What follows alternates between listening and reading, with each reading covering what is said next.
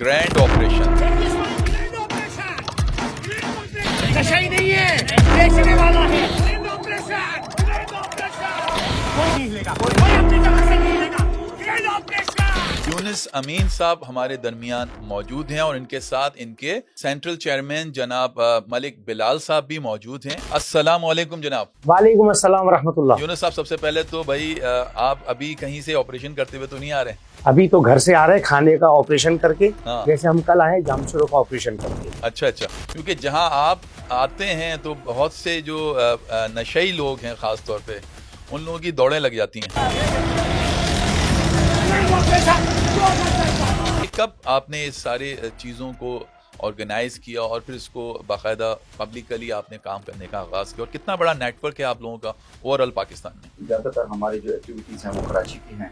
ये आइडिया किसका था? ये 3 साल पहले जो आप लोगों ने इस सारी चीज़ों को तरतीब दिया, किसका आइडिया था? आपके साथ बैठे हुए बिल्कुल मेरे करीबी हैं यूनुस अमीन साहब। नशे की तरफ लोग जाते हैं, आपको कहीं लगता नहीं कि ये कुछ घर के भी अवामिल होते हैं कि इंसान अपने आप को अकेला फील करता है, उसको ये महसूस होता है कि उसका कोई ऐसा बंदा राजदार नहीं है? कुछ का अल्फाज छोटा है, कुछ नहीं, सारे, ज्यादातर भी नहीं, सारे ही। सारे घर के जब वो ठुकराए हुए बाहर आते हैं तो ये ज्यादा खुद भी लगते हैं, दूसरों को भी लगाते हैं। पहली दफा आइस का, क्रिस्टा, हीरोइन का जो नशा उसको मिलता है, उसका मजा उसके बाद उसको सारी जिंदगी नहीं मिलता।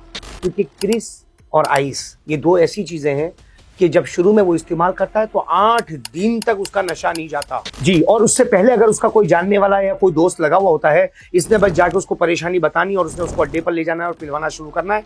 एक बागी था, ये दूसरा हो गया, ये दो मिलकर 4 करेंगे, 4 40 करेंगे, 400 होंगे। इसी तरह तादाद बढ़ती है। सबब घर वाले हैं या वो बच्चे अपने खानदान में जिससे मानूस हैं, जिससे मोहब्बत करते हैं, उनको ले जाकर रोडों पर से इनको समझा बुझा कर घर ले आए तो ये रोड वाले हीरोइनची भी अपने घर पर चले जाएंगे। तो फिर ये नशा बेचने वाले अपना नशा खुद पीकर खत्म हो जाएंगे। तो वो क्या करते हैं, फिर वो चोरी करते हैं। ड्राइवर बैठा है, गाड़ी स्टार्ट नहीं हो रही, कहाँ से होगी, बैटरी गायब। घर वाले बैठे हैं कि लाइट आएगी, लेकिन लाइट नहीं आएगी, केबल और तार काट के ले गए। गाड़ी, बैटरियां, बिजली का मीटर, गैस का मीटर, जेरे जमीन केबल, पुल खा गए, गटर के ढकने तोड़ दिए, कब्रिस्तान के अंदर से स्लैब को तोड़कर मैयत अंदर रखी हुई है और उसका सरिया बेच दिया। उसका नाम रख लिया, आइस पीता है तो आइसी, क्रिस्टल पीता है तो क्रिस्टाली, हीरोइन पीता है तो हीरोइनची, और चर्स पीता है तो चर्सी। अस्सलाम वालेकुम। टॉक विद अली अतर के आज खास एपिसोड के साथ हम मौजूद हैं। आज हमने जो गेस्ट बुलाए हैं, आपने इनको बहुत से जो सोशल मीडिया के जो प्लेटफॉर्म हैं उस पर बहुत सारे वीडियोस में वायरल होते हुए भी देखा है। बड़ा ही मेरे नज़दीक, और हम सब इनको दाद देंगे, बड़ा नोबल काम है।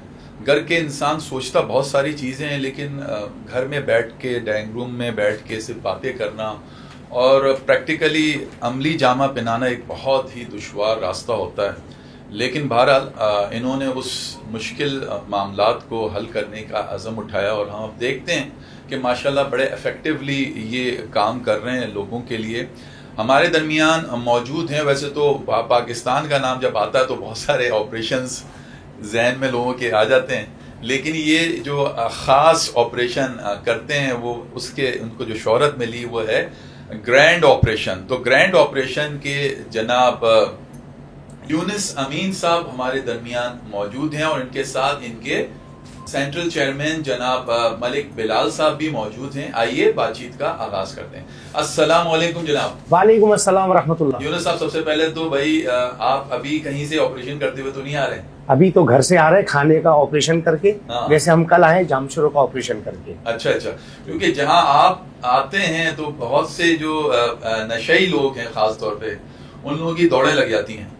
हाँ, वो दौड़े हमें नजर आ रही होती हैं जो सामने होते हैं कि हीरोइनची भाग रहा है। हाँ। लेकिन पसे पर्दा क्राइम, जलाइम और मंशात फरोश सब भाग रहे होते हैं।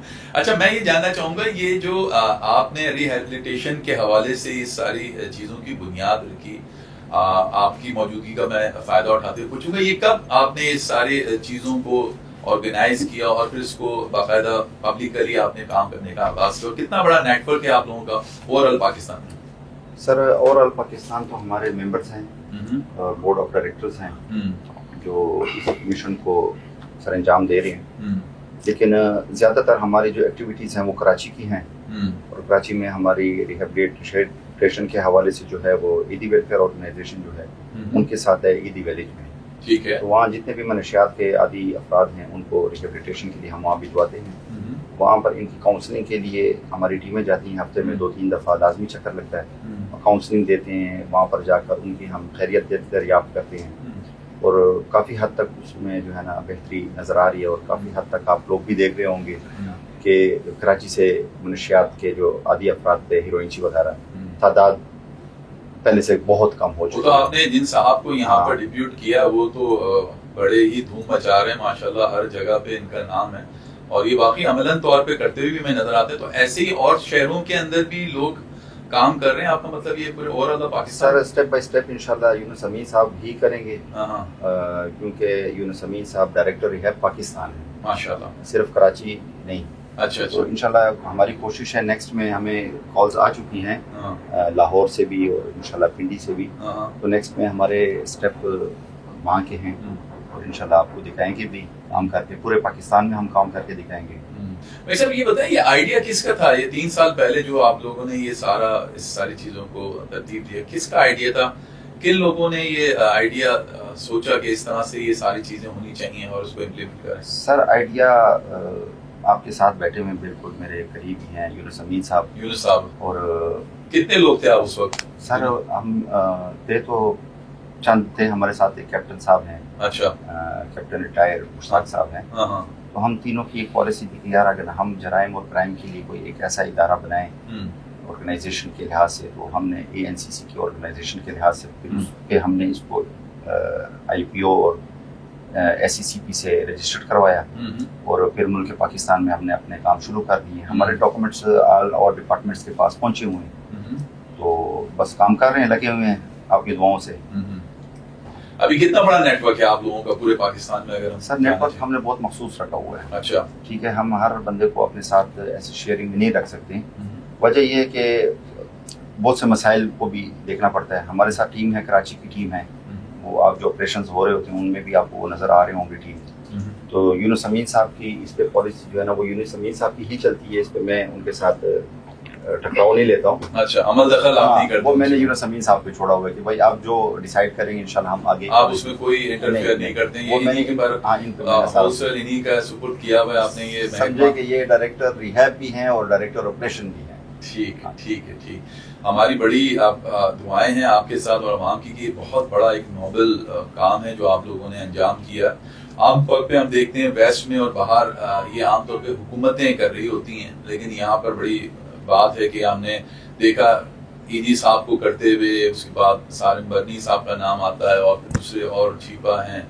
तो यहाँ पर जो प्राइवेट लेवल पे लोगों ने काम स्टार्ट किया वो बड़ा जबरदस्त किया और लोगों ने उनको सपोर्ट भी किया। इसी तरीके से अब जब ये हम नशे के हवाले से देखते हैं तो इसमें जाहिर सी बात है यूनुस साहब का काम और का जो वर्क है वो तो आपने तहसीन है, मैं तो कहूँगा।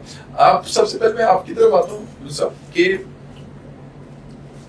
आमतौर पे जो नशे की तरफ लोग जाते हैं, आपको कहीं लगता नहीं कि ये कुछ घर के भी अवामिल होते हैं कि इंसान अपने आप को अकेला फील करता है, उसको ये महसूस होता है कि उसका कोई ऐसा बंदा राजदार नहीं है जिसके साथ वो अपनी मुश्किलात शेयर कर सके, तो फिर वो नशे की तरफ जाता है और इस तरह की लोगों में बैठ के फिर वो अपने आप को एक तरह से इस दुनिया से ही अलग कर लेता है।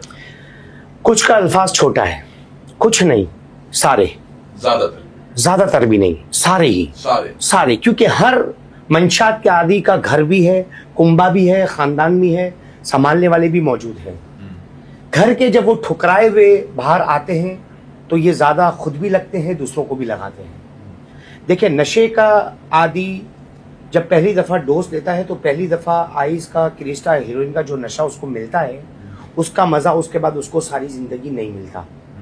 पहले दिन के नशे के चक्कर में इसकी डोज पर डोज बढ़ती रहती है और ये आदी होता जाता है, क्योंकि क्रिस और आइस ये दो ऐसी चीजें हैं कि जब शुरू में वो इस्तेमाल करता है तो 8 दिन तक उसका नशा नहीं जाता, 8 दिन तक वो नहीं सो पाता, 8 दिन तक उस नशे में जब वो मुब्तला होता है, उस नशे के मजे में उसको पता नहीं कि शुरू का मजा है और आखिर की तबाही है। ये इब्तिदा है इसकी।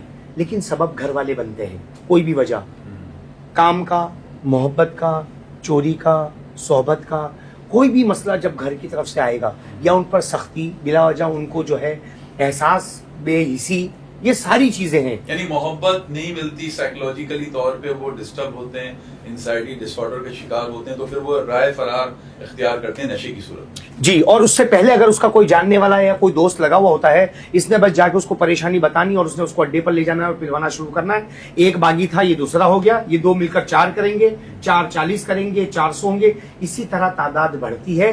सबब घर वाले हैं, अगर वो इनको संभाल ले तो कुछ नहीं आओ। अगर ये अभी घर वाले अपने बच्चों पर प्यार मोहब्बत से इनके मसाइल को हल करने की कोशिश करें तो नई नस्ल तो बच जाएगी। और अगर पुराने जो इस वक्त बिगड़े हुए हैं उनके घर वाले अगर उनका भी ख्याल कर लें, उनका भी सोच लें कि किसी तरह इनको प्यार मोहब्बत से हम रिहब में दाखिल करवा दें, प्यार मोहब्बत से घर पे लाके काउंसलिंग करवा दें, या वो बच्चे अपने खानदान में जिससे मानूस हैं, जिससे मोहब्बत करते हैं, उनको ले जाकर रोडों पर से इनको समझा बुझा कर घर ले आए, तो ये रोड वाले हीरोइनची भी अपने घर पर चले जाएंगे। तो फिर ये नशा बेचने वाले अपना नशा खुद पीकर खत्म हो जाएंगे।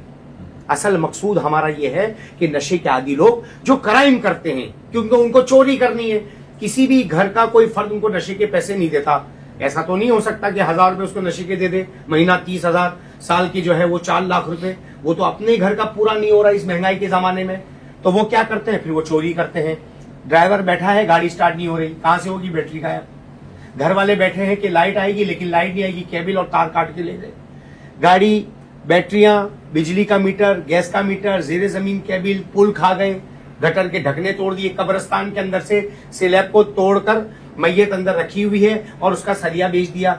वो कौन सा क्राइम है जो ये नहीं करते? सबब इनके घर वाले हैं। मैं पेशगी माजरत के साथ चाहता हूं, इसकी वजह कि घर वाले मौजूद हैं। अभी मैं रास्ते में आ रहा हूं तो मेरे पास एक कॉल आई, किसी अफसर की कॉल थी, नाम मैं नहीं ले रहा हूं, कौन सा अफसर था मैं ये भी नहीं बता रहा हूं, लेकिन कहा कि सर 1.5 साल से एक बंदा अपने घर वालों से नाराज होकर गया, हम ढूंढ रहे हैं कि आप हमारी हेल्प कर सकते हैं। तो फिर मैंने उनको 3-4 रास्ते बताए कि हमारी वेबसाइट पर देखिए, अगर वो मिल जाए तो बहुत अच्छी बात है, नहीं तो जहां हम रखते हैं वहां हम चेक करवा लेते हैं। तीसरी सूरत यह है कि जब हमें कोई मिलेगा इस तरह का तो हम आप तक पहुंचा देंगे। चौथा, हम इसकी सोशल मीडिया वायरल कर देते हैं, अल्लाह करे ये बंदा आप तक पहुंच जाए। तो मेरे कहने का है कि सालों से जो लोग अपने घर वालों से बिछड़े हुए हैं, वीडियो हम अपने अकाउंट पे इसलिए डालते हैं कि अल्लाह करे वो भी अपने घरों तक पहुंच जाएं।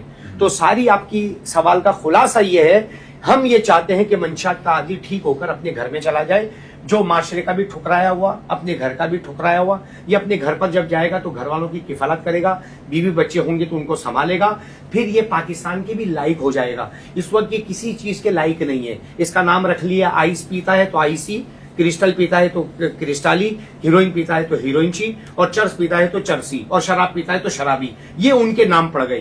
कोई आईसी अपनी बेटी किसी आईसी को नहीं देगा, तो इनकी वक़्त कोई नहीं रही, कोई हैसियत इनकी नहीं रही। कोई खाने को नहीं देता, कोई पीने को नहीं देता, कोई ओढ़ने को नहीं देता, कहीं इनको सुकून के साथ सोने नहीं देता। लेकिन हम ये जो इनको उठाकर लेकर जा रहे हैं सख्ती के साथ, क्योंकि प्यार से नशा नहीं छोड़ेंगे, तो हमारी सख्ती भी उनके लिए मोहब्बत है। हमारी सख्ती भी इसलिए कि अल्लाह करे ठीक होकर अपने घर पे चले जाएं।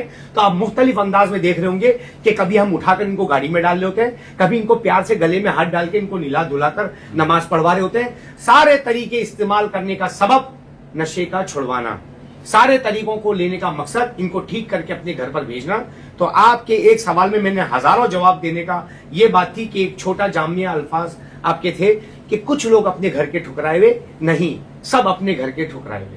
ठीक, अच्छा ये मुझे बताएं कि ये आपकी फैमिली में पहले बताइए कि उसमें कौन कौन है माशाल्लाह, आपके बच्चे वगैरह, वाइफ, और वो क्या आपको इस तरह के कामों से रोकते नहीं? क्योंकि इसमें खतरा है, आमतौर पे थ्रेड भी होता है, और कुछ वीडियोस में हमने ये भी देखा कि बहुत सारे ये जो नशेई लोग हैं ये आपको थ्रेड भी दे रहे हैं। तो अब आप जितने वायरल हो गए तो अल्लाह ना करे वो आपको नुकसान भी तो पहुंचा सकते होंगे ना। तो आपको घर वाले सबसे पहले तो बताइएगा कि कौन कौन है, और क्या उनकी तरफ से इस हवाले से आपको मना नहीं किया जाता कि आप क्या किस तरह का काम कर रहे हैं? पहली बात, जब तुम्हें यकीन हो कि अल्लाह तुम्हारे साथ है तो फिर तुम्हें जानने की जरूरत नहीं कि कौन कौन आपके खिलाफ है। इसलिए मैं सोचता ही नहीं और मैं जानने की कोशिश भी नहीं करता कौन कौन मेरे खिलाफ है, क्योंकि मैंने अल्लाह के लिए काम शुरू किया है। आवाम की तनकीद से, तरदीद से, तहकीर से, तकरार से, तकाबुल से मुझे कोई फर्क नहीं पड़ता। मैंने अल्लाह के लिए काम शुरू किया है, और मुझे अगर कल मरना है तो आज मुझे कोई नहीं मार सकता। और मुझे आज मरना है तो कल तक मुझे कोई जिंदगी नहीं दे सकता। एक बात, जब मेरे दिल में ये जज्बात हैं कि मैं अल्लाह की रजा के लिए काम करूं तो मेरा खून मेरी औलाद है, तो यही जज्बात अल्लाह की तरफ से बच्चों में भी मुंतकिल है। और कुरान कहता है कि जैसा मर्द होगा अल्लाह उसको वैसी औरत देगा, तो अल्लाह ने मुझे औरत भी वही दी है जो मेरे जज्बात को समझने वाली है। तो घर वाले कहते हैं कि 3 ऑपरेशन करते हो तो 5 करो, 5 करते हो तो 6 करो, क्योंकि मैं आपको दलील दे रहा हूँ। हौसला अफजाई करते हैं। हौसला अफजाई करते हैं, तो मुझे डर कोई नहीं। बच्चे मेरे 4 है माशाल्लाह, और बीवी मेरी ओखाई मेहमान है। अच्छा। मैं खुद गुजराती हूँ। अच्छा, आपकी जितनी अच्छी जबान से आप उर्दू बोल रहे हैं, तो मुझे तो यही गुमान हो रहा था कि आप उर्दू स्पीकिंग बैकग्राउंड से हैं, लेकिन आपने बताया कि आप मेमन जो है उस कम्युनिटी से हैं। आमतौर पे मेमन जो है कारोबारी लोग होते हैं, वो हिसाब किताब और पैसे की मल्टीप्लिकेशन में लगे रहते हैं। तो ये उसमें आने की बुनियादी वजह क्या बनी? कब आपको ऐसा लगा कि यार मैं इस शोबे में आऊं? बाज गुमान गुनाह होते हैं। अच्छा गुमान तो यह है कि मैं मेमन बिरादरी से हूँ। ये अल्फाजों का चुनाव और अल्लाह की तरफ से ज़बान के अंदर ये रखना कि मैं उर्दू स्पीक लगता हूँ, तो ये तो ख़ास अल्लाह का इनाम है। दूसरी बात है कि मेमन बिरादरी के लोग कारोबार में लगते हैं, लेकिन कोई एक तो ऐसा हो कि मेमन लोग भी किसी वजह से नशे में ना लग जाएं। अल्हम्दुलिल्लाह मैं लग गया तो अल्लाह के फजल से मेमन भी बच जाएंगे, उर्दू स्पीक भी बच जाएंगे, पंजाबी सराइकी जितनी कौमियत के लोग हैं अल्लाह करे वो बच जाएं। तो कोई उसमें तो बहुत अच्छी अल्लाह की तरफ से चुना होता है, क्योंकि ये वो काम है जो अल्लाह किसी किसी को देता है। तो ये अल्लाह के फजल से अल्लाह का चुनाव है। जब तक अल्लाह पाक चाहेंगे तो हम करेंगे।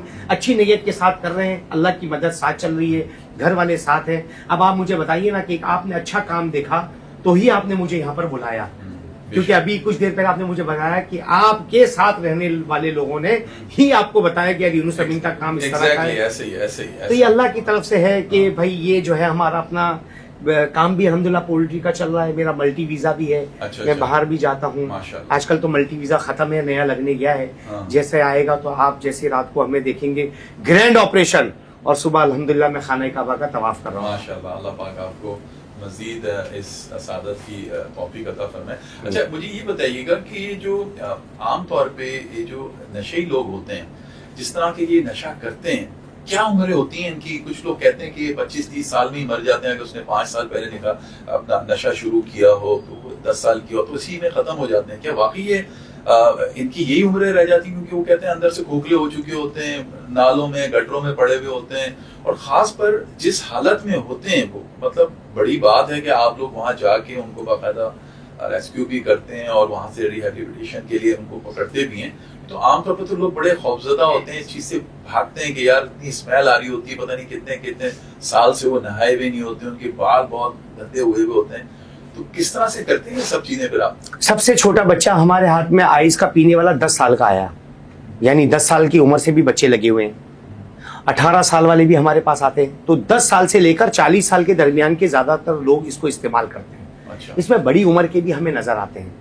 अच्छा, दूसरी बात यह है कि 2 आदमी खड़े हों, एक बहुत खूबसूरत आपकी तरह, अच्छा, और एक दरमियाना मेरी तरह, और एक वो जो नाले में से मैं निकाल कर रहा हूं जो बिल्कुल ही मैला कुचेला हो।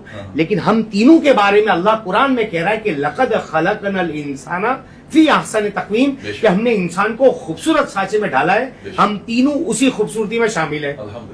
अब वो अगर घर वालों की वजह से ठुकरा कर नशे में लग गया और मुल्क के दुश्मनों ने इसको इस नशे में लगा दिया, तो आप ये देखेंगे कि जब हमने उसके कपड़े उतार कर उसको नए कपड़े पहनाए, उसके बालों को साफ किया, उसको नहलाया धुलाया, वही बंदा जो नाले में पड़ा था थोड़ी देर में मस्जिद में अल्लाह के आगे सजदा रेज हो रहा है। तो हम तीनों एक ही कैटेगरी में खड़े हो गए। और अक्सर मैं ये कहता हूं कि अब ये इसको तैयार करने के बाद मैं ज्यादा हीरोइनची लग रहा हूं। क्यों? कि मैं मैला कुचेला हो जाता हूं, पसीने से खराब हो जाता हूं, वो बिल्कुल साफ हो जाता है। तो इंसानियत की खिदमत तो ये है कि बाज उलमा ये फरमाते थे कि पहले इंसान बनो बाद में मुसलमान बनो। तो वो नाले में पड़ा हुआ भी इंसानी है और बदबू से मसला कोई नहीं है। क्यों? कि अगर वो बदबू के अंदर से मैंने बंदे को उठाकर रिहब की तरफ भेजा और वो नमाज सलात में लगकर उसने तौबा कर ली, तो हदीस के ही अल्फाज हैं कि मेरे लिए वो सुर्ख ऊंटों से बेहतर है। मेरी जिंदगी बहुत मुख्तसर है, मरना तो तय है, कब्र में तो जाना ही है। क्या मैं कुछ ऐसा करके ना चला जाऊं कि मेरा अल्लाह राजी हो जाए? क्या मैं ऐसा कुछ करके ना चला जाऊं कि पूरी दुनिया के अंदर एक अवेयरनेस हो जाए कि ये सब कुछ हो सकता है? क्योंकि हर इंसान हमारा अपना है, और वो इंसान जो पाकिस्तान के अंदर नशा कर रहा है वो एक पाकिस्तानी है, उसका भी एक घर मौजूद है। घर वालों ने ठुकरा दिया, तो पुलिस के साथ मिलकर इनको रिहब में भेजना, ये भी पुलिस का एक बहुत अच्छा काम है जो अल्हम्दुलिल्लाह हम कर रहे हैं, जो आप देख रहे हैं। तो वो नालों में पड़े हुए हैं तो भी हम उठाएंगे, और अगर वो जो है वो गंदगी में पड़े हुए हैं, रोडों पर पड़े हुए हैं या झोपड़ियों के अंदर हैं, हमारा मिशन ये होगा कि हम जाएंगे, अल्लाह के लिए उनको उठाएंगे और ठीक करने की कोशिश करेंगे। सिर्फ कोशिश करेंगे, हिदायत देना अल्लाह का काम है। पहले दिन वो नशा छोड़कर ठीक हो जाए वो उसके ऊपर है, वो 10 साल ठीक होने के बाद आ जाए और वापिस वो लग जाए वो उसके इख्तियार में है। हमारा काम फकत एक कोशिश करना है, दुआ करना है, मेहनत करना है, हिदायत देना अल्लाह का। क्या बात है जी, आपके जज्बे को, आपके हौसले को सलाम है। ये माशाल्लाह आप उस जज्बे के साथ, उस एनर्जी के साथ हैं जिसमें आम तौर पे लोग जब करते हैं तो जब पता चलता है कि एक बहुत ही मुश्किल और कठिन मरहला होता है जिसमें इंसान ये सब काम कर रहा होता है। आपका ये जो ग्रैंड ऑपरेशन है ये कहाँ तक मुहित है? क्या वैसे तो आपके साथ मलिक साहब ने बताया कि ये पूरे पाकिस्तान के अंदर है, लेकिन हम आपके इदारे को देखते हैं कि काफी फाल है कराची के अंदर। तो कराची के अंदर, हैदराबाद में सक्खा, लाड़काना, टंडवाला या टंडो जाम और इसके साथ साथ अदर जो पाकिस्तान की जगह है, क्या वहां पर भी आप जाते हैं या सिर्फ ये कराची की मुख्तलिफ इलाकों के अंदर ये आप ग्रैंड ऑपरेशन करते हुए हमें नजर आते हैं? कराची में 108 थाने हैं और 109वां थाना भी बन चुका है वाटर बोर्ड का। और इसके अंदर कराची में तो हम हर जगह पर करते रहे, मंशात के आदि लोगों को उठाकर उनको रिहैब की तरफ भेजा, बहुत से लोग ठीक होकर अपने घरों पर चले गए। टंडो अलायर हम एक दफा जा चुके हैं, लाड़काना 2 दफा है, हैदराबाद 3 दफा है, टंडो मोहम्मद खान हो गया, जामशुर हो गया। कॉल्स तो सब जगह से आ रही हैं, लेकिन जहाँ रखा जाता है वो हैदी विलेज है। वहां हमने देखा है कि कितने लोगों को रखा जाए, क्योंकि इनको संभालना मसला है। जब भी हम किसी मरीज को लेकर, यानी उनके घर वालों की खुशी से जब हम लेने के लिए जाते हैं, वो कहते बस इनको ले जाओ। यार बच्चा आपका है, आप आधा घंटा रखने को तैयार नहीं हो, आप अपनी जान छुड़ा रहे हो और आप हमें कह रहे हो यार अब इसको 6 महीने साल के लिए रखना। हीरोइनों को रखना बहुत बड़ा मसला है। हमला वो अलग करते हैं, शोल अलग करते हैं, चीखते अलग है, एक दूसरे को मारते हैं। वहां पर अल्लाह ना करे अगर कोई भी बात होगी तो वो कहेंगे हैदी विलेज वालों ने किया, और हैदी विलेज वालों को वो कम बोलेंगे, हमें ज्यादा बोलेंगे क्योंकि हम उठाकर लाते हैं। तो हमें एक मुख्तसर तादाद होती है जो रखनी होती है, फिर भी 4-5 हजार हीरोइनों का रखना एक बड़ा मसला है। फैसल हैदी साहब को अल्लाह जज़ाए खैर दे, खिलाना, पिलाना, दवाइयां देना और कपड़े पहनाकर फिर उन कपड़ों को जला देना।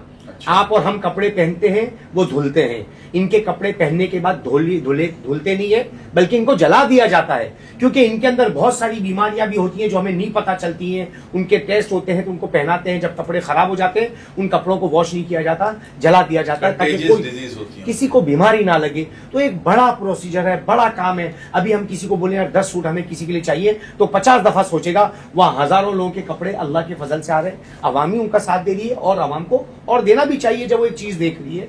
तो यह है कि हैदी विलेज में जगह के हिसाब से हमारे ऑपरेशन होते हैं। अभी लाहौर में बुलाया जा रहा है, वहाँ फैसल हैदी साहब का मौजूद है, बात करेंगे। इजाजत दी तो लाहौर भी करेंगे, पिंडी में मौजूद है, पिंडी में इजाजत दी तो पिंडी में भी करेंगे। सबसे बड़ा मसला है इनको लेकर आना, वहां से इनको यहाँ कैसे लेकर आए, क्योंकि आप एक मेढकों को तोल नहीं सकते। एक मेढक उछलेगा तो बाहर, एक इधर जाएगा, एक उधर जाएगा। उनको संभाल कर एक जगह पर तोलना बहुत मुश्किल मरहला है। इससे ज्यादा मरहला इनका मुश्किल है, क्योंकि ये गाड़ियों में से छलांगे लगाते हैं, इनको टाई के लिए बांधने पड़ते हैं, क्योंकि खुशी से वो नहीं जाते। और अब तो ग्रैंड ऑपरेशन, पाकिस्तान का बच्चा सुन भी रहा है, समझ भी रहा है। घर में वो क्रिकेट खेल रहा है तो ग्रैंड ऑपरेशन के नारे भी मार रहा है। लेकिन वायरल मामला 4-5 महीने से है।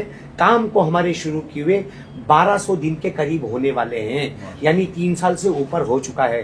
रोजमर्रा की बुनियाद पर काम करते रहे तो अल्लाह ने आज हमें अपने फजल से यहाँ पर पहुंचाया है। बेशक बेशक। अच्छा, मुझे ये बताइए कि ये जो आप काम कर रहा है, आपका इदारा काम कर रहा है, मैंने मलिक साहब से भी सवाल किया था, तो कोई भी इदारा का जब तक कि कोई रेवेन्यू जनरेट नहीं होता, वो इदारा जाहिर सी बात है इतना फाल किरदार अदा नहीं कर सकता। जाहिर सी बात है आपको रिसोर्सेज की जरूरत पड़ती है बहुत सारी चीजों में। ऑल्दो आपने बताया कि फैसल हैदी साहब ने ये कहना इस हवाले से, रिहेबिलिटेशन के हवाले से जगह आपको प्रोवाइड की हुई है जहाँ आप उन तमाम नशे जो लोग होते हैं उनको रखते हैं, लेकिन कोई आपको विफाक की तरफ से या फिर सूबों की तरफ से या फिर कहीं बाहर से कोई इस हवाले से कोई फंडिंग वगैरह आती है, आप लोगों को मिलती है, जिसकी वजह से आप इस इदारे के अंदर जो आपको जाहिर सी बात है मामला करने होंगे, एक्सपेंस होते होंगे, उसको आप मैनेज करें? सर कुछ भी नहीं करना पड़ता। बड़ी मजे की बात, समझने की बात, सोचने की बात, कि जब ऑपरेशन हमारा तय होता है वो होता है पुलिस के साथ तय, उनके साथ कोऑर्डिनेशन करते हैं। जी, बात यह है कि हम जब ऑपरेशन पे जाते हैं तो जिन गाड़ियों के अंदर उन मंशात के आदि लोगों को उठाना होता है वो गाड़ियां बुलाती पुलिस है। अच्छा। पुलिस के साथ मिलकर जब हम बाहर जाते हैं तो उनको उठाकर लेकर आती है, हमारे साथ मिलकर पुलिस है। जब थाने में लेकर आते हैं तो डिवाइस से उनकी चेकिंग करते हैं तो वो डिवाइस पुलिस की है। जब वो फहरिस्त बनती है तो वो कागज पुलिस का है। जिस कागज के ऊपर नाम लिखे जाते हैं वो कलम पुलिस का है। उसके बाद जब वो टाई क्लिप लगाकर उनको भेजना होता है तो वो टाई क्लिप पुलिस के हैं।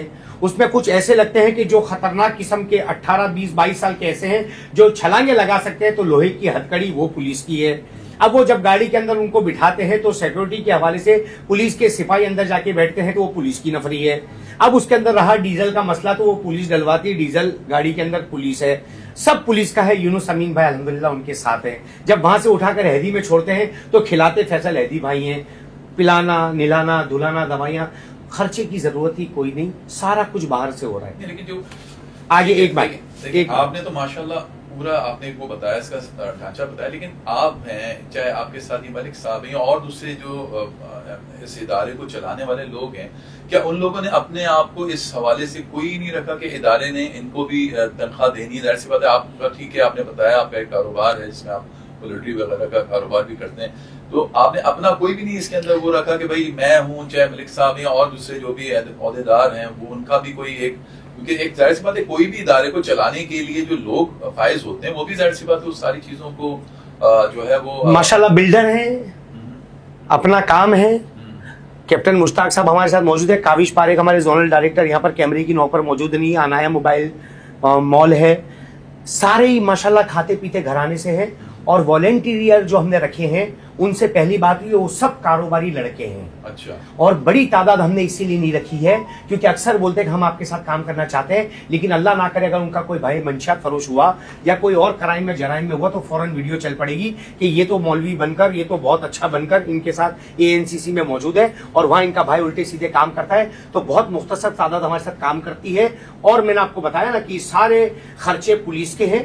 अब उसके अंदर एक बात है कि बहुत सारे अवाम की कॉल्स हम पर आती है कि यार हम आपके इदारे को कुछ देना चाहते हैं, तो उनकी तरफ से हमारी उनको ये पॉलिसी है, मंशात के आदि लोगों के कपड़े दे दें, उनकी टोपियां दे दें, उनकी तस्बियां दे दें, उनके शैम्पू दे दें, उनके चप्पल दे दें। तो आप हमारी वेबसाइट पर जाके देखें कि जितने लोगों ने हमको वो चीजें दी हैं वो हमने कैमरे की नोक पर ली है और उनको अपनी वेबसाइट पे डाला है। उसके बाद उन चीजों को जब उनके ऊपर इस्तेमाल किया है वो भी हमने उनको आवाम को बताया है। जैसे अभी किसी ने मुझे 100 सूट भेजे, 100 सूट, कहा कि यूनुस भाई ये 100 सूट हम मंशात के आदि लोगों को दे रहे हैं।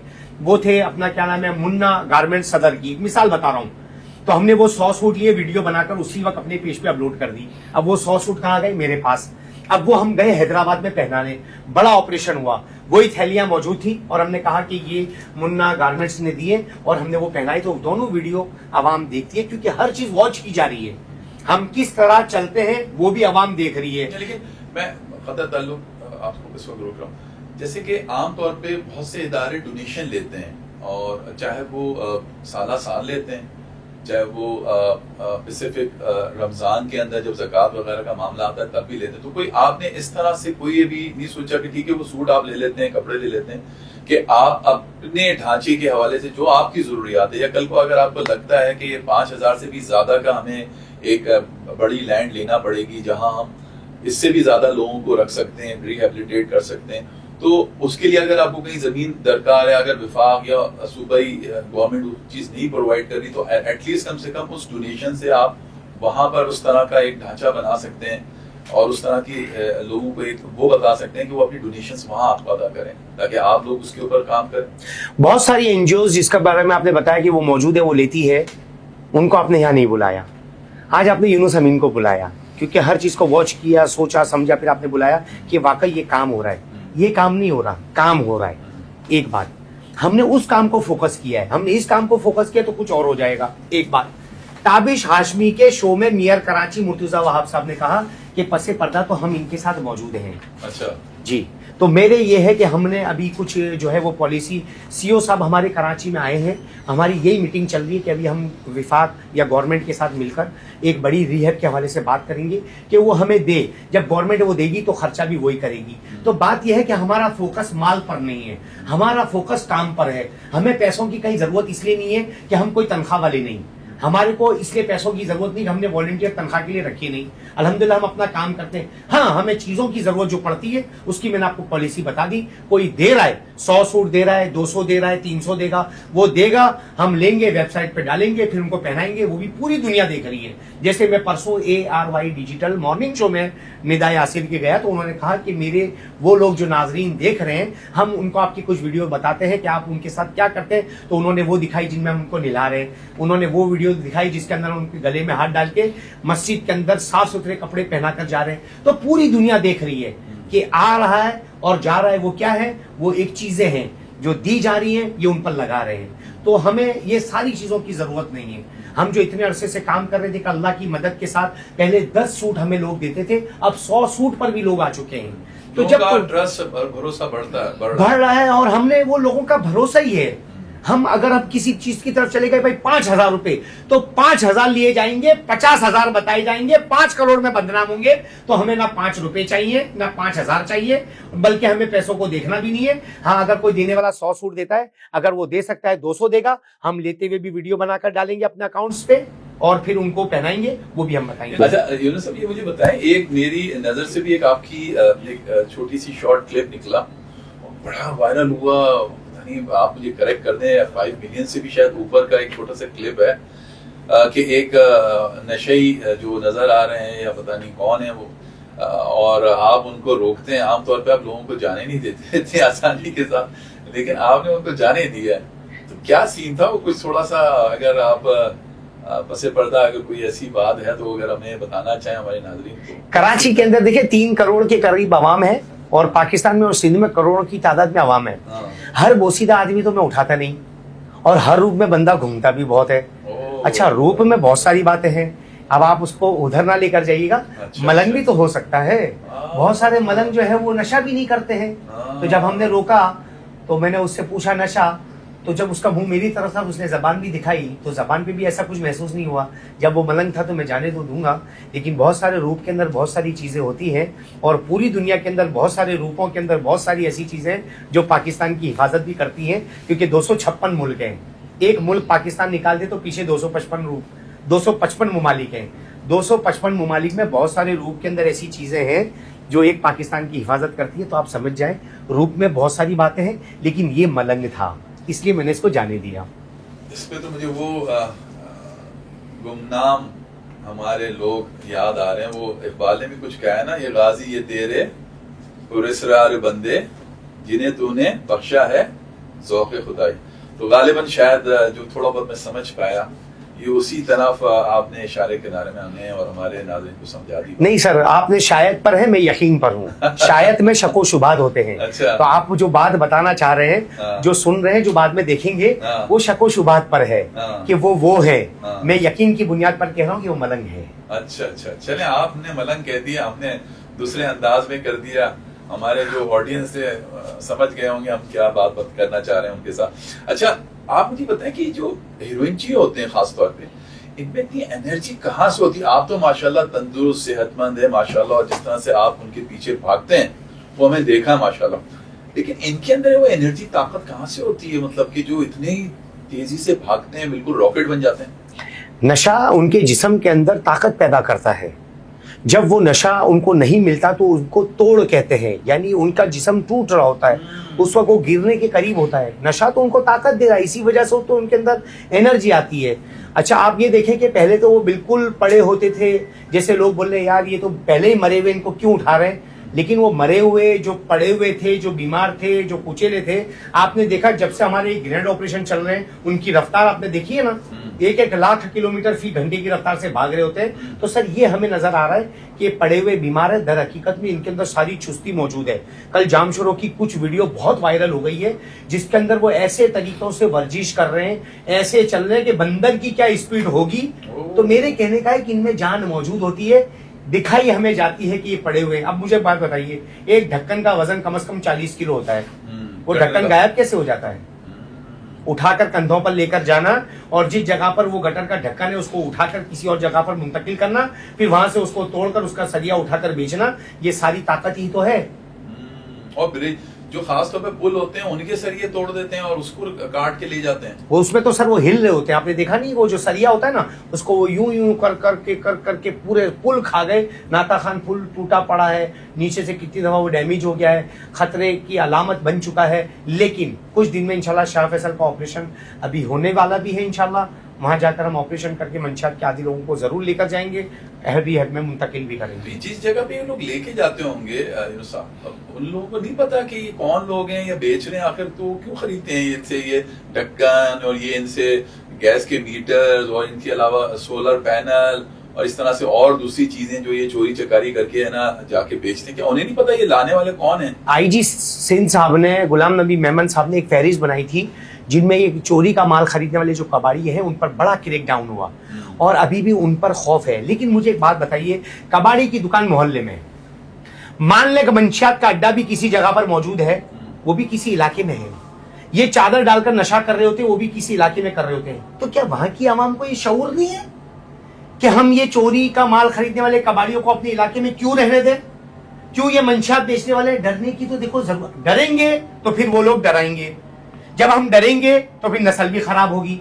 शुरू के दिनों में थोड़ी सी हिम्मत से काम ले लें, अवाम जमा होकर प्यार मोहब्बत से उनको समझाए, पुलिस के साथ मिलकर। अब हमारे पास पुलिस के ऊपर तनकीद करने से फुर्सत ही कोई नहीं है। अभी हमारे साथ भी तो पुलिस काम कर रही है। क्या मेरा मोबाइल चोरी हो गया है और 4 गाड़ियां मेरे लिए नहीं आई है कि यूनुस अमीन ग्रैंड ऑपरेशन का मोबाइल चोरी हो गया है तो चलो 4 गाड़ियां लेकर आ जाए? वो 4 गाड़ियां अवाम के लिए आ रही है, वो 4 गाड़ियां आवाम के लिए बाहर रोड पर निकली है कि इनकी चोरियां ना हो, इनकी बाइकें ना चोरी हो जाए, ना इनकी बैटरियां चोरी हो जाए, ना इनको कोई मोबाइल छीन कर ले जाए। आवाम के लिए ये गाड़ियां निकलती हैं। तो ये जो कबाड़ी हैं ये हमारे गली मोहल्लों में है, तो आवाम को भी तो इन पर एक्शन लेना चाहिए कि ये कबाड़ियों की दुकानें जो चोरी का माल खरीदते हैं उनको वहां से दुकानें खाली करवाएं। क्या 20,000 के लिए आप किराए पर दुकानें दे देंगे? जो मंशियात के आदि गलियों में चौराहों पर बैठकर वो नशा कर रहे होते हैं, तो प्यार मोहब्बत से उनको समझाया भी तो जा सकता है, इलाके से बाहर भी तो निकाला जा सकता है। उनके घरों पर जाकर हम भी ये कह सकते हैं हमारे बच्चे आपके बच्ची की वजह से खराब हो रहे हैं। अभी एक बड़ी मजे की बात है, बहुत सारे लोग बोलते हैं यूनुस भाई आप वीडियो डालते हैं, इसके अंदर तो इनकी तजलील हो रही है। बड़ा मैं आपको मैं बात को समझाना चाह रहा हूं यार, जब वो चोरियां कर रहा है, जब वो नशे कर रहा है, नशे खरीद रहा है, वो डकैतियां कर रहा है, वो रेकियां कर रहा है, वो दूसरों की नस्ल खराब कर रहा है, उसकी आपको फिक्र कोई नहीं। जब उसकी वीडियो डल रही है तो आप कह रहे हो यार उसकी बेइज्जती हो रही है, तो भाई बेइज्जती तो करना मकसूद होगा कि उस वीडियो को देखकर दूसरी कौम बचेगी, दूसरी नस्ल बचेगी कि ये उठाते हैं ऐसे, फिर थाने में लाते हैं, फिर गाड़ी में चढ़ाते हैं, फिर गंजा करते हैं, फिर कपड़े पहनाते हैं, नमाज पढ़ाते हैं, फिर हैदी विलेज में लेकर जाते हैं, फिर खाना खिलाते हैं। हर चीज की जब वीडियो डलती है तो वो नौजवान बंदा थोड़ा घबरा जाता है कि अगर हम भी नशे में लगे और कल ये ग्रैंड ऑपरेशन पुलिस के हाथ में आ गए या कौमी सलामती इदारों के हाथ में आ गए और रिहैब की तरफ चले गए तो हमारा यही हाल होगा। तो नौजवान नस्ल को बचाना भी तो है। एक रुख क्यों देखा जा रहा है? सारे रुख देखे ना कि हमने वो 10,000 बंदे जो लगे हुए हैं उनको दिखाकर 1 करोड़ बचाने भी तो हैं। उनको कौन बचाएगा? खाली उनको ही ठीक करते रहे, बाकी उनको बोले जो करना है करते रहो, तो 10,000 ठीक होकर आएंगे तो 30,000 और तैयार होंगे। हमने तो ये 10,000 के अंदर इस तरह की तरतीब बनानी है कि वो 1 करोड़ बच जाएं। 10,000 को हमने इस अंदाज में दिखाना है कि 2 करोड़ बच जाएं। वो 10,000 को ऐसे दिखाना है पूरा पाकिस्तान बच जाए। और वो 10,000 लोगों को जो ठीक करने की कोशिश हो रही है, इंशाल्लाह उसमें जरूर कामयाबी मिलेगी, क्योंकि अब घर वालों की बात समझ में आ चुकी, अवेयरनेस प्रोग्राम हो चुके, आवाम समझदार हो रही है। और आप लोगों के इस तरह के प्रोग्राम से भी जो आपके चाहने वाले हैं, जो आपके फॉलोअर्स हैं, जो आपके सब्सक्राइबर हैं, जो आपको देखते हैं, जो आपको सुनते हैं, जो आपको समझते हैं, जब वो इस तरह की वीडियो देखेंगे तो यकीनन वो भी जब बात को आगे फैलाएंगे और नस्ल बचती जाएगी। लोग अपने घरों पर जाते रहेंगे, बाहर चादरें कम हो जाएंगी, नशा कम हो जाएगा, चोरियां कम हो जाएंगी, क्राइम जराइम कम हो जाएंगे, तो रोजगार की तरफ भी लोग बेफिक्र होकर रात भर काम करते रहेंगे। नहीं तो यही डर खौफ हम जाएंगे, कोई डकैत ने अगर नहीं छीना तो कोई हीरोइन की छुरी दिखाकर सामान लेकर भाग जाएगा। मतलब आपकी सारी बातों का अगर कंक्लूजन लो में नटशेल में तो ये है कि बहसते शहरी हम लोगों का भी बहुत सा जो है हम पे भी रिस्पॉन्सिबिलिटी है, जिम्मेदारी है। सिर्फ पुलिस के ऊपर डाल देना ये काफी नहीं होता, बल्कि हमें अपने अपने इलाकों में भी उन लोगों की जो इस तरह की चीजों में इन्वॉल्व होते हैं निशानदेही करनी चाहिए। अच्छा, ये कोई खास तबका होता है अपना यूनुस साहब जो नशे की तरफ आता है, यानी गरीबों की तरफ, बहुत ज्यादा जो गरीब लोग होते हैं सोसाइटी के, या फिर हमने देखा बहुत बड़े बड़े, यानी हम तो अब देखते हैं कि DHA के अंदर बहुत अच्छी अच्छी फैमिली के भी लोग होते हैं, वो भी इस सारी चीज़ों का शिकार होते हैं। यानी सिर्फ गुर्बत ही नहीं है बल्कि इसके अलावा बहुत सारे लोग जो बड़े अच्छे अच्छे घरानों से होते हैं वो भी इस नशे की तरफ आ जाते हैं। कोई माल के लिए परेशान है, कोई माल से परेशान है, कोई दुकान के लिए परेशान है, कोई दुकान से परेशान है, कोई कारोबार के लिए परेशान है, कोई कारोबार से परेशान है, कोई नौकरी के लिए परेशान है, कोई नौकरी से परेशान है। तो वो हर तबके का आदमी हो सकता है, रोड पर पड़ा हुआ गरीब भी और बंगलों के अंदर बैठा हुआ अमीर सेठ भी। लेकिन मंशात के तरीके दो है पीने के, एक वो जो अड्डों पर पी जाती है, एक वो जो ऑनलाइन सप्लाई होती है। जी, जो ऑनलाइन सप्लाई होती है, जो घरों के अंदर पोष घराने के बैठकर पी रहे हैं, उन पर भी पुलिस का नेटवर्क इस पर उनको घेरा डाल चुका है। जैसे अभी कुछ दिन पहले डिफेंस पुलिस ने ऑनलाइन मंशात के सप्लाई करने वाले नेटवर्क के बड़े 6 रुकनी लोगों को पकड़ा, उनका सरगना भी पकड़ा गया। तो इस वक्त सब जगह से क्रैकडाउन हो चुका है, फहरिस्तें बन चुकी हैं, काम हो रहा है। मंशात बहुत ज्यादा बिकती थी, कम होना शुरू हो गई, आहिस्ता आहिस्ता मेहनत होती जा रही है। मंशात फरोश कैफर अंजाम पर जा रहे हैं, जो लोग इसमें मुब्तला हैं वो रिहैब की तरफ जा रहे हैं, कुछ काउंसलिंग से ठीक हो रहे हैं, कोई घर वालों की मोहब्बत से ठीक हो रहे हैं, कुछ हमारी सख्ती के साथ हो रहे हैं। लेकिन पुलिस का मामला सबसे बाद में है, सारा ही काम शहरी के जिम्मे है। अपने आप को बचाना, अपने घर वालों को बचाना, घर वालों को समझाना, जो इसमें लग गए हैं उनको आराम से प्यार मोहब्बत से उठाकर दवाई की तरफ, हॉस्पिटल की तरफ दाखिल करना। लोग कहते हैं कैसे आए, ये तो आते ही नहीं है। अरे वो जब छोटा था तो उसको आप सख्त दवाइयां पिलाते थे, कड़वी दवाइयां पिलाते थे। जब थोड़ा बड़ा हो गया उस वक्त भी आपकी सख्ती थी। अब जब वो घर में रात को 10 बजे आने वाला 12 बजे आया, 2 बजे आया और उसके मुंह से बदबू आ रही है, कपड़े उसके मैले हैं, आपने उसको शुरू के ये 3 महीनों में नहीं संभाला तो आपके 10 साल की जिंदगी को वो खराब कर देगा। आपने शुरू के दिनों में उसको नहीं संभाला तो वो आपके 20 साल की जिंदगी को खराब कर देगा। फिर माएँ रोती हुई फोन करती, यूनुस भाई इनका हम क्या करें, हम इनका क्या करें, आपको करना था आपने नहीं किया, अब आपके हाथों से निकल गया, मुझसे ज्यादा जिम्मेदारी उनकी थी, उन्होंने नहीं निभाई, मैं कैसे निभाऊं, मैं कितना करूं। पुलिस मेरे साथ 100 करोड़ % मौजूद है, हर काम के अंदर हर चीज की सपोर्ट है, लेकिन जिम्मेदार उसके घर का फर्द है। वो अभी भी ठीक होना चाहता है या नहीं होना चाहता है, घर वाले अगर उनको अपने संभाल लेंगे तो अल्हम्दुलिल्लाह ये भी ठीक होगा, माशरा भी ठीक होगा, क्राइम जराइम भी खत्म हो जाएंगे। पुलिस का काम बहुत बात का है, हर शहरी की जिम्मेदारी है, वो हमने निभानी पड़ेगी, नहीं तो माहौल खराब होता जाएगा। तो एक दिन आप भी अली भाई और यूनुस भाई हम भी इस चक्कर में होंगे, यार जरा पीकर देखे कितना मजा आता है। सही कह रहे हैं, सही कह रहे हैं।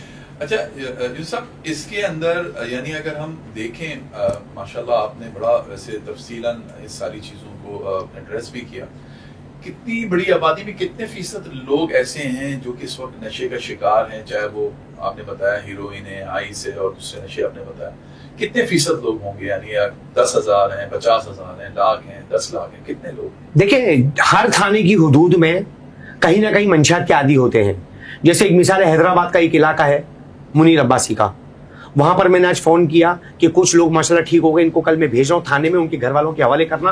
तो उन्होंने बताया 2 महीने से जब से ऑपरेशन हुआ है कोई चोरी नहीं और यहां कोई हीरोइनची नहीं, 3 ऑपरेशन किए, हीरोइनची नहीं।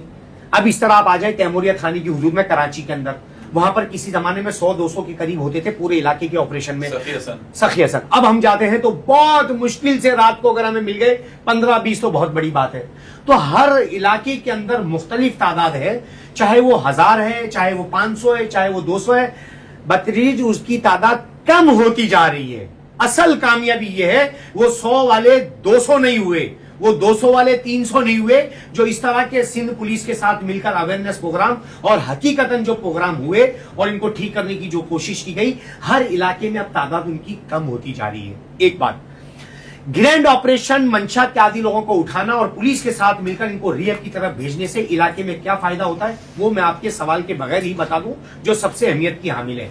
किसी जगह पर मंशात के 50 लोग बैठे हुए हैं, जब पुलिस की वहां पर रेड हुई, हमने मिलकर उनके साथ वहां पर उस जगह पर गए उनको रिहैब करने के लिए, क्योंकि पुलिस जब खाली जाती है वो गिरफ्तार करने जाती है। हम जब पुलिस के साथ होते हैं तो रिहैब करने यानी उनको हॉस्पिटल में दाखिल करने के लिए लेकर जाते हैं, तो हम उनके आगे भी होते हैं, पुलिस के साथ मिलकर पकड़ती भी है, क्योंकि पकड़ना असल पुलिस का काम है। तो हम गिरफ्तार नहीं करके बल्कि रिहैब की तरफ उनको दाखिल करते हैं। 50 में से 10-12 भाग गए, जो हाथ में हमारे आ गए थाने में ले जाकर जब उनका डिवाइस से चेकिंग की जाती है तो 1-2 लोग इसमें एफआईआरों में निकलते हैं जो इश्तिहारी मफरूर भी होते हैं। हमारी बहुत सारी वीडियो ऐसी है जिसमें 15 एफआईआर, 20 एफआईआर, 25 एफआईआर के लोग भी मंशात के आदि लोगों में निकलते हैं। तो वो 1-2 लोग जेल की तरफ चले गए। जैसे हम उनको हैदी सेंटर में भेजते हैं तो इनके किराए के रिश्तेदार इनको छुड़ाने वहां पहुंच जाते हैं। चोरी का माल खरीदने वाले कबाड़िए, मंशियात फरोश और उनके सहूलतकार वहां पहुंचते हैं और उनको छुड़ाते हैं अपना रिश्तेदार बनकर। तस्वीर मौजूद होती है, NIC मौजूद होती है, जिनको 20-20, 25-25 टोकन देते हैं कि यार तुम बेचो। जब वो पकड़ा जाता है तो उनको वहां छुड़ाने के लिए आ जाते हैं। तो कुछ 5-6 लोग ये छुड़ा कर ले जाते हैं, 2 जेल की तरफ चले गए। और जब हमने वहां पर पहुंचकर इनको उठाया तो 10-12 वहां भाग गए। 8-10 लोग अल्हम्दुलिल्लाह वहां ठीक हो जाते हैं। कुछ के घर वाले आते हैं, जब सोशल मीडिया पर वीडियो चलती है तो उनको वो गिल्टी फील करते हैं, तो वहां से उठाकर वो कुछ सस्ते रिहब में दाखिल करते हैं। ये 50 हमने जब तकसीम कर दिए, दोबारा उस जगह पर वो सब जमा होंगे तो 8, 10, 12 ही होंगे।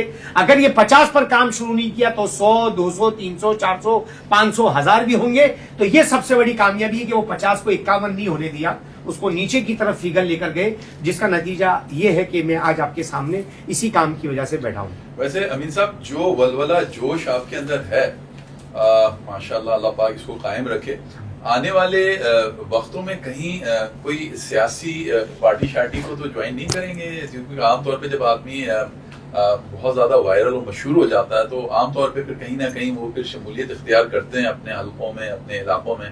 तो कोई आगे फ्यूचर के अंदर कोई ऐसा प्रोग्राम है आपका? आपने मुझसे बहुत सारे ताबड़तोड़ सवाल किए और रुकने का आप नाम भी नहीं ले रहे। मैं आपसे ही सवाल कर लूं, क्या ऐसा लगता है कि मैं सियासी जमात में जा सकता हूं? नहीं, अगर आप कोई पॉजिटिव और प्रोडक्टिव काम कर सकते हैं तो ये तो बेहतरीन प्लेटफॉर्म है।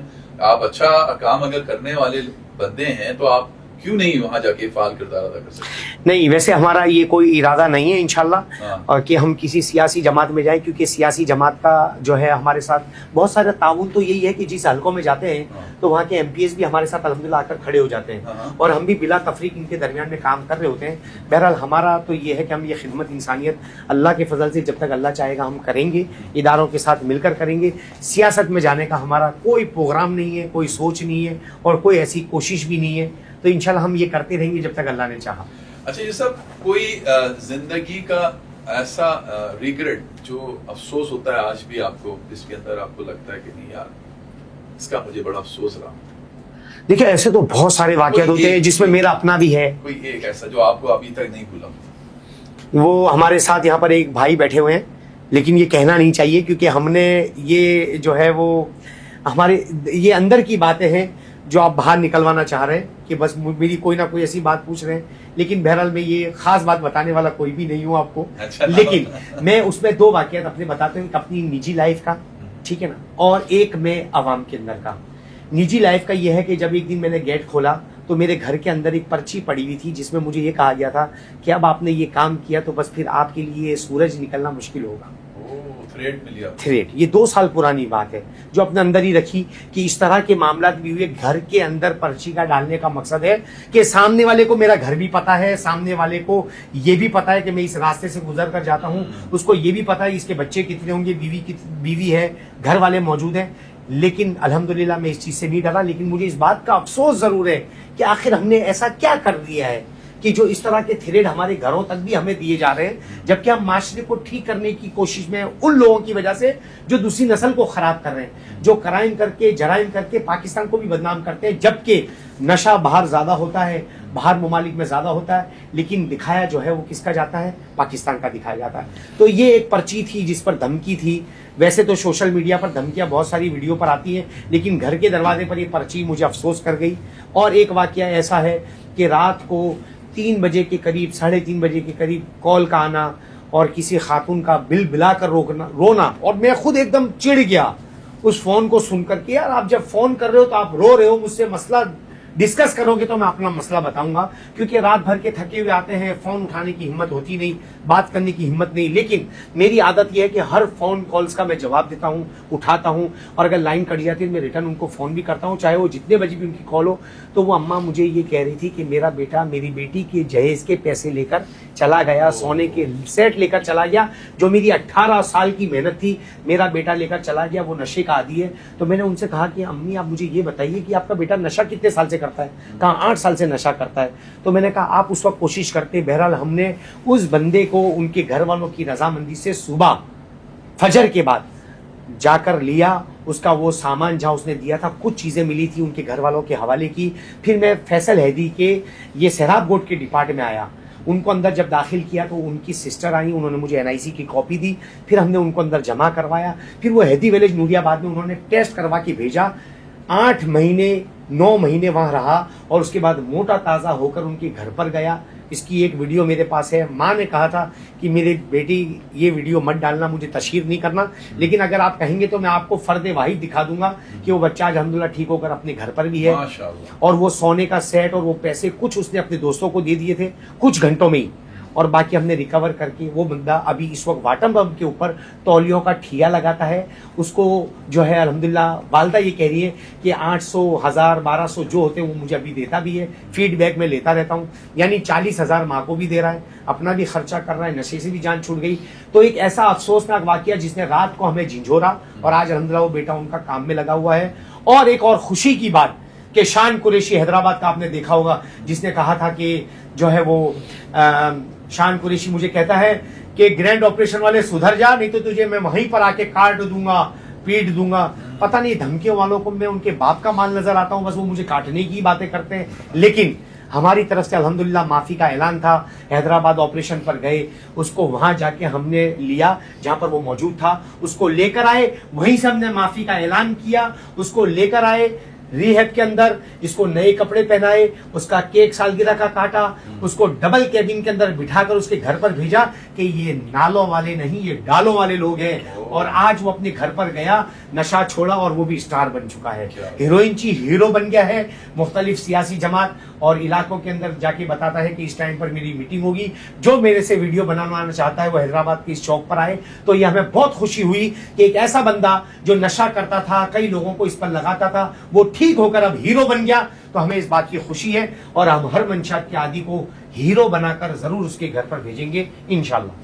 अरे अमीर साहब, आप असल हीरो हैं कौम के, और सच्ची बात है, ये तो वो सदका जारिया है जो माशाल्लाह बरसों आपके साथ रहेगा, क्योंकि ये बहुत बड़ी नेकी की बात है कि किसी ऐसे शख्स को जो नशे में उस हद तक दूर निकल गया, उसको दोबारा से आम जिंदगी में फाल बनाना और फिर उसको करना, ये बहुत बड़ी इसादत की बात है, बड़ी नेकी की बात है। और ये दुनिया में एक तरह से मैं कहूँगा कि आप जन्नत कमा रहे हैं, और हमारी और हमारे जितने भी देखने वाले हैं उन सबकी दुआएं आपके साथ हैं।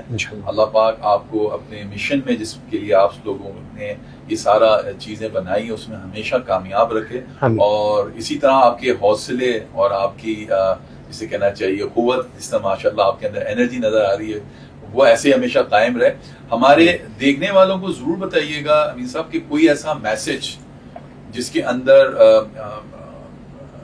वो इस तरफ आने वाले लोग जो नशे के आदी हो जाते हैं वो बच सके, मतलब उस हवाले से कोई नसीहत, क्योंकि आपके पास बहुत केसेस हैं, नंबर ऑफ केसेस लोग ऐसे हैं जो आपके पास आए और माशाल्लाह रिहेबिलिटेट करने के बाद वो माशाल्लाह नॉर्मल पे, तो वो नौबत ही ना आए जिसकी वजह से वो उस स्टेज पे नशे की तरफ जाए। तो जरूर कैमरा आपके सामने। देखिए, मैं बताऊं कि आवाम हमारी है, हम आवाम के हैं, हम सब मिलकर पाकिस्तान के हैं और पाकिस्तान हमारा है। मैं तो सिर्फ एक बात कहूंगा कि एक सबसे अहमियत की जो चीज है ना वो जिंदगी है, और जिंदगी में 5 अल्फाज हैं। वो 5 अल्फाजों का मैं आज आपको खुलासा बता रहा हूं। आवाम से गुजारिश है कि इन 5 बातों पर अमल करें, खुद भी नशे से बच जाएंगे, जानने वाले भी बच जाएंगे, मोहल्ले वाले भी बच जाएंगे, और आपकी वजह से पूरा पाकिस्तान बच जाएगा, ड्रग्स फ्री पाकिस्तान हो जाएगा। जिंदगी के अंदर पहला जाल है जिंदा दिली से रहो, और नून से नसीहतों पर अमल करो। यानी जो आपके सामने नसीहत आ रही है, और नसीहत में हमारे सामने सबसे बड़ी पता है कौन सी चीज है? कुरान और हदीस है। कुरान पर अमल करें, हदीस में जो हमें कहा जा रहा है उस पर आ जाएं, और उसके बाद है दाल, दुश्मनों को माफ करो। यानी आप ये देखें कि जब भी हमारे कोई मामला होते हैं तो हम फलाने से बात खत्म कर देते हैं, फलाने से बात खत्म कर देते हैं, यानी सिला रहमी पर जब आएंगे। क्योंकि आजकल ये नशे का एक फर्ज जब लगता है तो वो बोलता है यार अच्छा हुआ लग गया, ये फुप्पी का बेटा था, इसने हमारी जिंदगी अजाब की हुई थी, ये उसको बदुआएं दे रहे हैं और खुश हो रहे हैं, उसको पता नहीं कि उसका बेटा भी लगने के लिए तैयार है दूसरे की तबाही पे। तो जब वो दुश्मनों को माफ करेंगे तो फिर उसका गम होगा कि फुप्पी का या मामू का बेटा क्यों लगा, तो उसको नशे से बचाएंगे।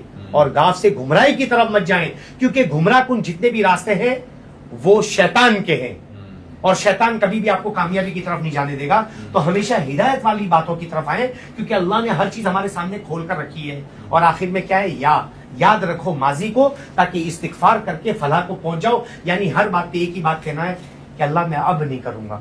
जज़ाकल्लाह खैर, आपका बेहद शुक्रिया, आपने इस कीमती टाइम में से वक्त निकाला और आज हमारे दरमियान आके बैठे।